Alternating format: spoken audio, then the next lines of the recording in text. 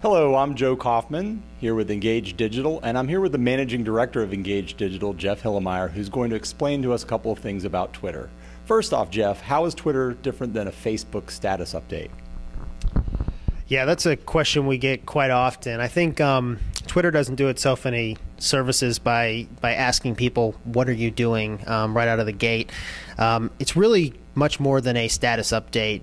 It's not, for savvy Twitter users, it's not a place where you go to tell the world that you've just gone to lunch or that you're headed to the restroom. It becomes a place where you can share information, pass links, get to know somebody, interact with a brand. So I think that it's a bit of a confusion point that Twitter has to address because it's really different than Facebook status updates. Okay, what are some ways that I can leverage Twitter for my business? Well, I think first as a monitoring tool, it's important whether you think you're ready to be on Twitter or not, or really in the social space as a whole, to start monitoring what's happening there with your brand, because like it or not, your brand is probably there already. So I think from a monitoring standpoint, it's a no-brainer. You've seen companies be very successful using it as a customer service channel. You've seen them use it to engage with their audience, to let them know about specials and deals. So I think for everybody, it's going to be a little bit different.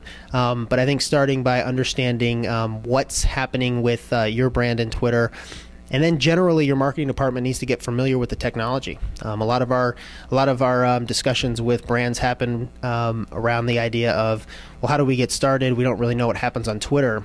So I think just as a personal interest, you need to get involved so that you can really get up to speed on what's happening in Twitter.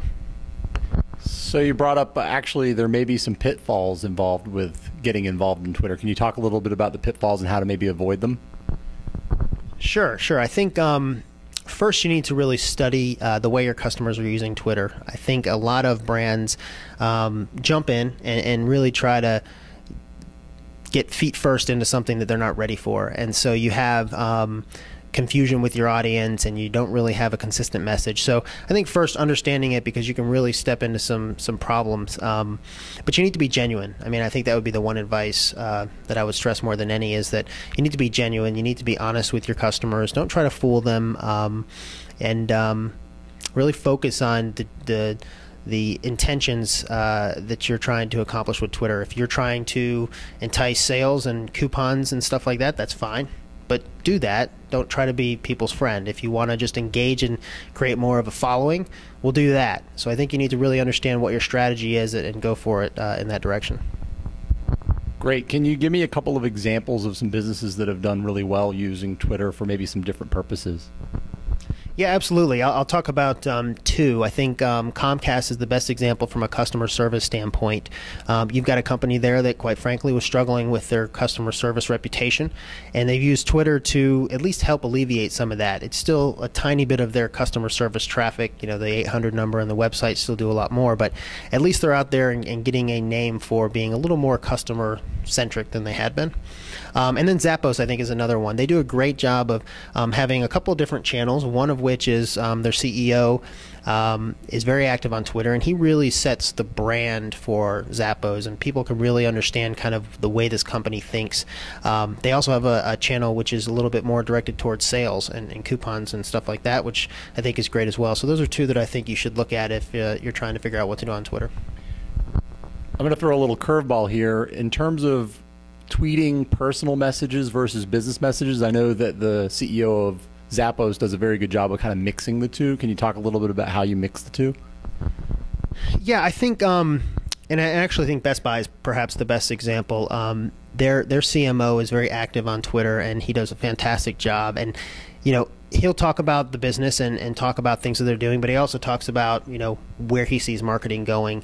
Then they have other channels where you can go and actually see what's happening at Best Buy from a store level and from a product level. So I personally think separating the two. I think you need to have, you know, if you're going to have a voice and kind of a vision for your brand, I think that needs to be maybe one thing. And if you're just going to kind of go deal heavy, I would separate that. So if I wanted to get involved in Twitter, or I'm a new company to social media, how would I get involved with Twitter? How can I dip my toe in? Yep. So I'll go back to monitoring. So I think that the way you start dipping your toe in is you get out there and you start seeing what's happening on Twitter and where your brand is being spoken about and what your competitors are doing, things like that. And then I think, you need to either talk to an expert or somebody who's been in there for a while. You could talk to your agency. You could talk to, there's consultancies. But I think people have already gained experience, so you don't necessarily need to cut your teeth learning on your own. I think there's a lot of advice out there. There's some books being written even. So I would recommend that.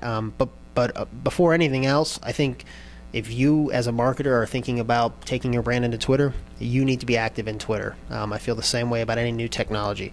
If you think Facebook is a place your brand needs to be and you're not on Facebook, you're not going to really be able to get it. So I think that's where I would start. Great. Thanks a lot, Jeff.